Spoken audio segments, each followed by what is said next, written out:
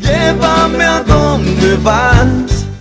Así es, para hablar acerca de lo que ocurrió en el interior del país, porque la Dirección de Meteorología ya anunciaba ayer una alerta para casi toda la región oriental. En la madrugada de este miércoles, los departamentos afectados fueron Itapúa, Misiones y Ñeembucú. La caída de 2 torres de la Ande dejó sin luz a la capital Pilar y autoridades prometen el restablecimiento total de la energía eléctrica para esta noche. La intensa granizada de 20 minutos sin precedentes, según antiguos pobladores de San Miguel Misiones, dejó a 300 familias con sus techos de teja y eternit destruidos. Afortunadamente no hubo heridos ni contusos. De momento el intendente César Ramírez estaría entregando carpas mientras aguarda asistencia de la Secretaría de Emergencia Nacional. Escuchemos precisamente al jefe comunal que se está movilizando en medio de la adversidad en la ciudad de San Miguel.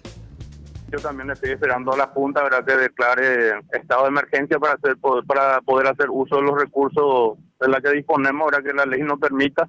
Vamos a decir, ave avícola, por ejemplo, prácticamente más de la mitad fallecieron. Avícola, ¿verdad? Me dice, ¿no? Sí, así es. Las gallinas, ¿verdad? Gallinas. La mitad, eso es hecho. Gallinas, pollitos. Llévame a donde vas.